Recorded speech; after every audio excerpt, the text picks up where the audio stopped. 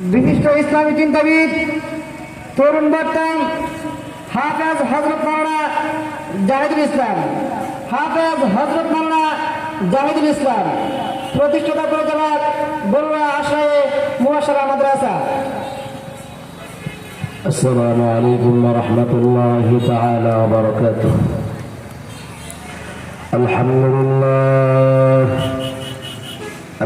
لله نحمده ونستعينه ونستغفره ونعوذ بالله من شرور أنفسنا ومن سيئات أعمالنا.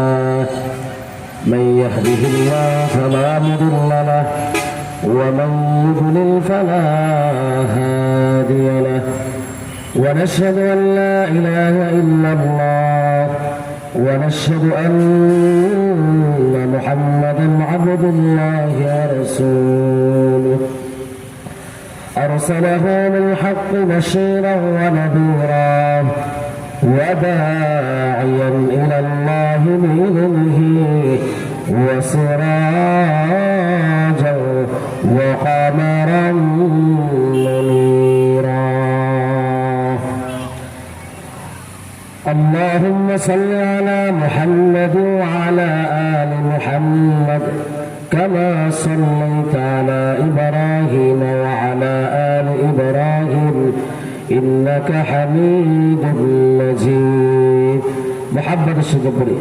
اللهم بارك على محمد وعلى آل محمد كما باركت على إبراهيم وعلى آل إبراهيم إنك حميد مجيد. الحمد لله. মহান রব্বুল আলামিনের দরবারে লাখ কোটি শুকরিয়া। আল্লাহ সুবহানাহু ওয়া তাআলা আমাদেরকে মারকাজ মাওলানা মহিলা মাদ্রাসার ওয়াজ মাহফিলের আমাদেরকে আল্লাহ তাআলা পছন্দ করে যাচাই করে বাছাই করে এই জান্নাতের বাগানের মধ্যে আসার বসার তৌফিক দিয়েছেন। এ কারণে আমরা কালিমাতুশ শুকর উচ্চারণ করে বলি আলহামদুলিল্লাহ। আল্লাহ তাআলার কাছে লাখ কোটি শুকরিয়া যে মহান রব্বুল আলামিন আমাদেরকে আল্লাহ তাআলা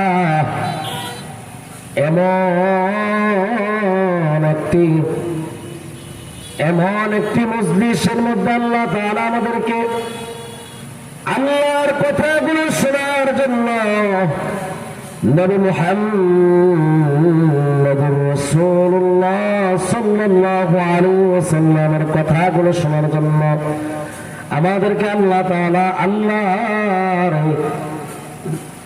জান্নাতি বাগানের মধ্যে আল্লাহ তাআলা কবুল করেছেন। এই কারণে আমরা আরেকবার শুকরিয়া জ্ঞাপন করব আলহামদুলিল্লাহ। আল্লাহ তাআলা বলেন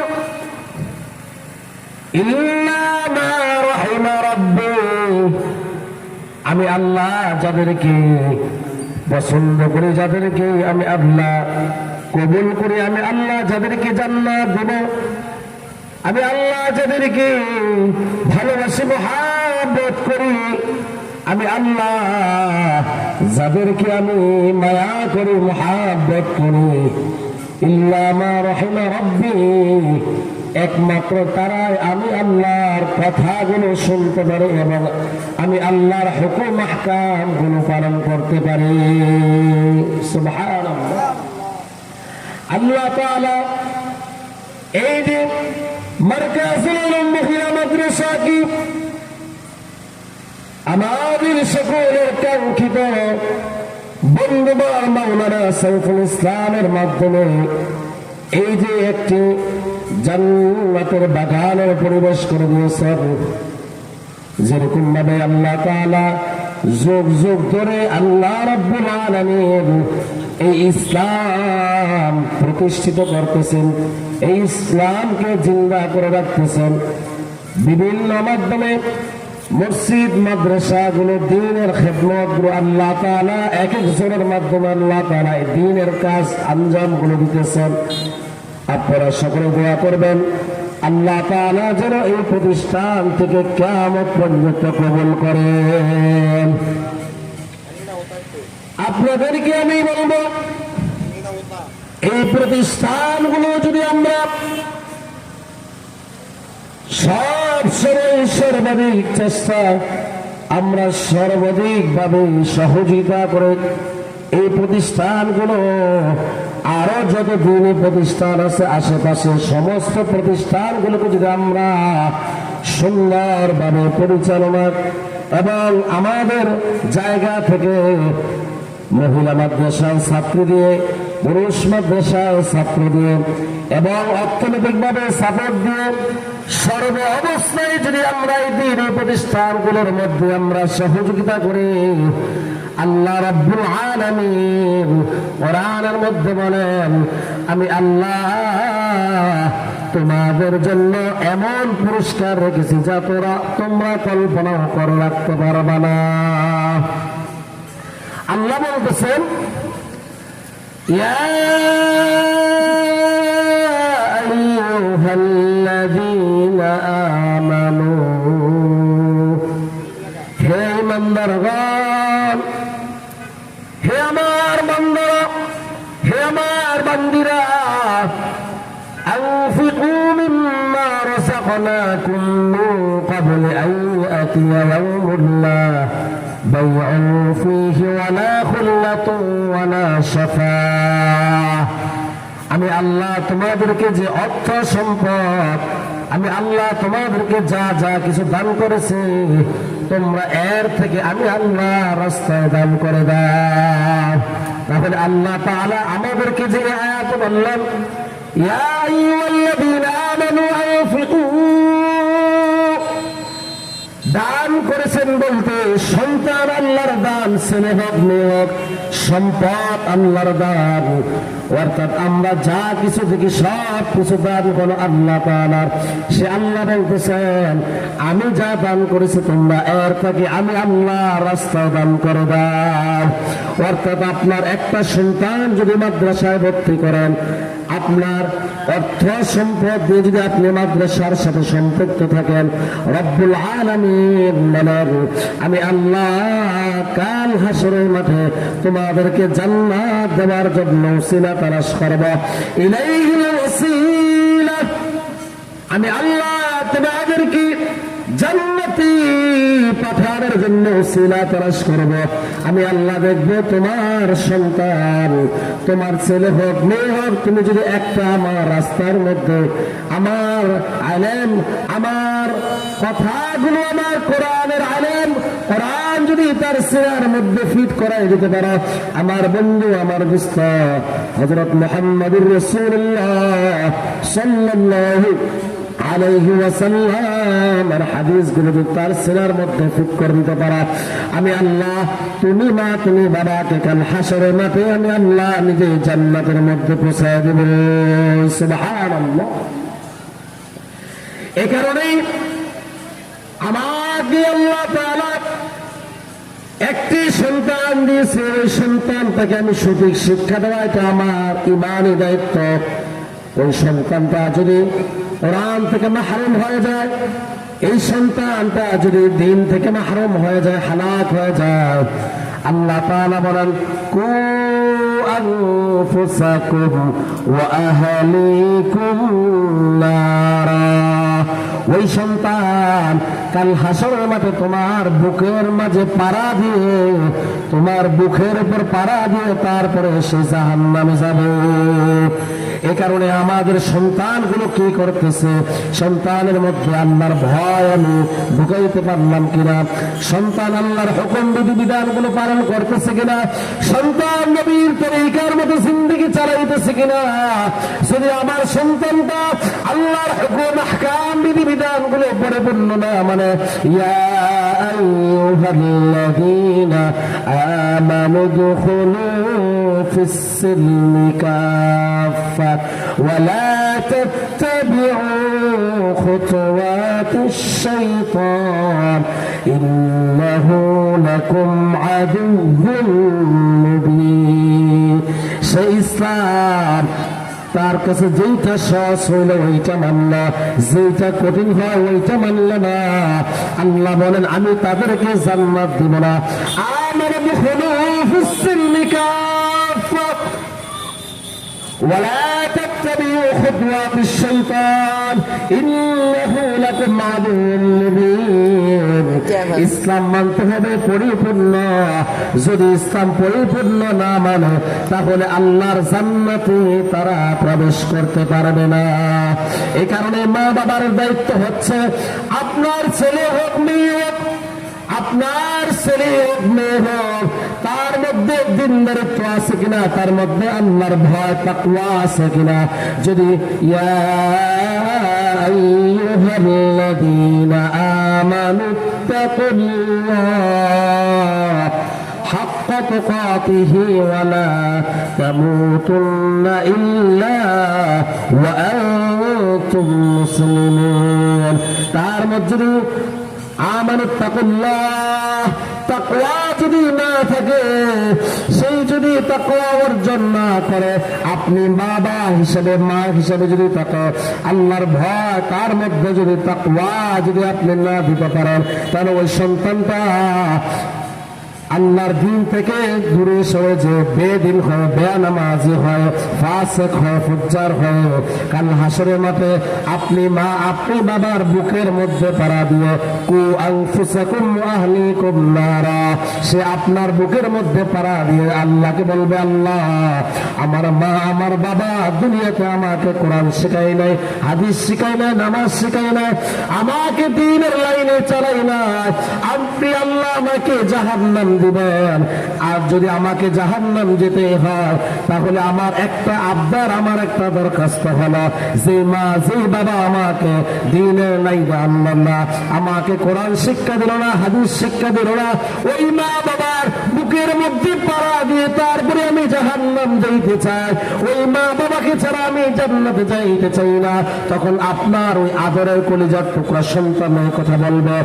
আর যদি আপনি আপনার এই আদরের কলিজার টুকরা সন্তানটাকে দ্বীন শিখাইতে পারেন, কোরআন শিখাইতে পারেন, হাদিস শিখাইতে পারেন, আপনাকে আল্লাহ মেয়ে দিয়েছেন, সমস্যা নেই, আলহামদুলিল্লাহ।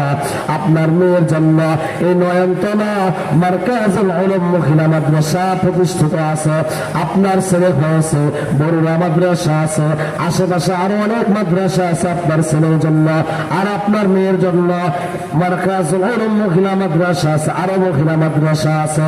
আপনি যদি আপনার মেয়েটাকে দ্বীন শিখাইতে পারেন, তাকে যদি কোরআন হাদিস শিখাইতে পারেন, আপনার ছেলেকে যদি আপনি দ্বীন শিখাইতে পারেন, কোরআন হাদিস শিখাইতে পারেন, ওই ছেলে ওই মেয়ে তখন আল্লাহর কাছে বলবে, আল্লাহ আমার বাবা রিক্সা চালক ছিল, আমার বাবা চাকরি করতো, আমার বাবা জেনারেল লাইনে ছিল, আমার বাবা কৃষিকাজ করতো, আমার বাবা চাকরিজীবী ছিল, আজকে আমার বাবা তার কৃতকর্মের কারণে, তার গুনার কারণে সে জাহান্নামের আসামি হয়ে গেল। আমার রব্বুল আলামিন, আমি সন্তান, আমি ছেলে, আমি মেয়ে বলতেছি, যতক্ষণ বন্ধুত্ব আমার বাবাকে, যতক্ষণ বন্ধুত্ব আমার মাকে জান্নাতে না দিবেন, আমি হাফেজ হয়েছি, আমি হাফেজা হয়েছি, আমি আর আলেম হয়েছি, আমি আলেমা হয়েছি, কিন্তু আমি আলেমা হলাম, আমি আলেম হলাম, আমি হাফেজ হলাম, আমি হাফেজা হলাম, এই আমি হাফেজা হওয়ার পিছনে, আমি আলেমা হওয়ার পিছনে আমার এই বাবার অবদান বেশি, আমার এই মায়ের অবদান বেশি। যদি আমার মা আমার বাবাকে জান্নাত না দেন, আমি হাফেজ, আমি হাফেজা, আমি আলেম, আলেমা, আমি জান্নাতে ঢুকবো না। তখন আল্লাহ তাকে বস্ত করবে, তাহলে তুমি কি চাও? তখন আপনার আদরের কলিজার টুকরা সন্তান সে বলবে, ওগো আল্লাহ আমার এই মা, আমার এই বাবা, আমার এই মা, আমার এই বাবা মারকাজুল উলুম মহিলা মাদ্রাসার মধ্যে আমাকে ভর্তি করে, কষ্ট করে, মাথার গাম পায়ের মধ্যে ফেলে পরিশ্রম করে নিজে না খেয়ে মাদ্রাসার মধ্যে পড়ার খরচ চালাইছে। আমার মা প্রতিদিন আমাকে আমার জন্য খাবার দিয়ে গেছে, আমার খোঁজ খবর নিয়েছে, বাড়ি থেকে নিজে না খেয়ে আমার জন্য খাবার রান্না করে এনেছে। আমার বাবা জমির মধ্যে মধ্যে কাজ করতে যে মাথার গাম পায়ের মধ্যে ফেলে তারপরে আমাকে এই মার্কাজ হলো মহিলা মাদ্রাসার মধ্যে পড়াইয়া আমাকে হাফেজা বানাইছে, আমাকে আলেমা বানাইছে। ওগো আল্লাহ, আপনি যদি আজকে এই কঠিন মুহূর্তে যদি আমার মা বাবাকে যদি জান্নাত না দেন, তাহলে আমি হাফেজা হয়েছি, আলেমা হয়েছি, কিন্তু তারপরে আমি আমার মা বাবাকে জান্নাতে না দিলে আমি দেখবো না। কারণ তাদের অবদান, তাদের এই মেহনতের ফসল, তাদের এই কষ্টের বিনিময়ে আমি আজকে হাফেজা হতে পারলাম, আলেমা হতে পারলাম, ফরজগারিতা অর্জন করতে পারলাম, দিনদারিতা অর্জন করতে পারলাম। তখন আল্লাহ বলবে, যা যা যা, তোর মা বাবা যেহেতু তোর পড়ালেখার পিছনে কষ্ট করেছে, মেহনত করেছে, মুজাহিদা করেছে, অর্থ দিয়েছে, এ কারণে আমি আল্লাহ তোর মা বাবাকে মাফ করে দিলাম, তোরা জান্নাতে চলে যা। সুবহানাল্লাহ। এরপরে যদি সম্মানিত ভাইয়েরা, সম্মানিত বাবারা, আজকে বিভিন্ন সমস্যা বাংলাদেশের মধ্যে সবচেয়ে বেশি একটা মহামারী সমস্যা, করোনা ভাইরাসের চাইতে সবচেয়ে বড় ভাইরাস, সে ভাইরাসটা হলো তালাক। বাংলাদেশের মিডিয়া, আন্তর্জাতিক মিডিয়া, জাতীয় মিডিয়াগুলো, চ্যানেলগুলো, জাতীয় মিডিয়াগুলোর জন্য হলো বাংলাদেশের মধ্যে বর্তমান সময়ের মধ্যে সবচেয়ে ভয়ঙ্কর তথ্য হলো প্রতিদিন ঢাকায় 100টার উপরে তালাক হইতেছে। প্রতিদিন সারা বাংলাদেশে 100টার উপরে প্রতিদিন তালাক হইতেছে, প্রতিদিন প্রতিদিন তালাক হইতেছে। বলেন নাউজুবিল্লাহ। গতকালকে একজন আইনজীবী উনি মনের ভাব প্রকাশ করলেন ফেসবুক স্ট্যাটাস দিয়ে। উনি বলতেছেন, আমি আজকে এই পর্যন্ত পোস্ট করা পর্যন্ত প্রায় 900 তালাক আমার মাধ্যমে হয়েছে, ডিভোর্স হয়েছে, কিন্তু আমি এই 900 তালাক, এই ডিভোর্সের মধ্যে একজনও আলেমকে পাইলাম না। আর কারণ কি? এর কারণ হচ্ছে দিনদারিত্ব, ফরজগারিতা। যদি আমরা আমাদের মেয়েদেরকে এই ইলম শিখাইতে পারি, যদি আমরা আমাদের মেয়েদের মধ্যে তাকওয়া, আমানুত্তাকুল্লাহ, আল্লাহর ভয় ঢুকিয়ে দিতে পারে, যদি আমাদের ছেলেদের মধ্যে আমরা আল্লাহর ভয় ঢুকিয়ে দিতে পারি, ইলম শিখাইতে পারি, ইলম তার সিনার মধ্যে ফিট করতে পারে, তাহলে তার মধ্যে আল্লাহর ভয় আসবে। তার মধ্যে এই যে একটা মানার মাদ্দা, মানার যে আমাদের মধ্যে যে একটা গ্যাপ, সংসারের মধ্যে যে ঝামেলাগুলো হয়, অহংকার, হিংসা, এই সব কিছু দূর হওয়ার মেন ঔষধ হচ্ছে তাকওয়া। যদি আমাদের সকলের মধ্যে তাকওয়া চলে আসে, তাহলে ইনশাআল্লাহ আমাদের যে পারিবারিক সমস্যাগুলো, সব সমস্যা দূর হয়ে যাবে। আল্লাহ তাআলা আমাদেরকে এই কথাগুলো বোঝার এবং মানার তৌফিক দান করে। সকলে বলে আমিন। ওয়া আখিরু দাওয়ানা আলহামদুলিল্লাহি রাব্বিল আলামিন। আসসালামু আলাইকুম ওয়া রাহমাতুল্লাহি তাআলা ওয়া বারাকাতুহু।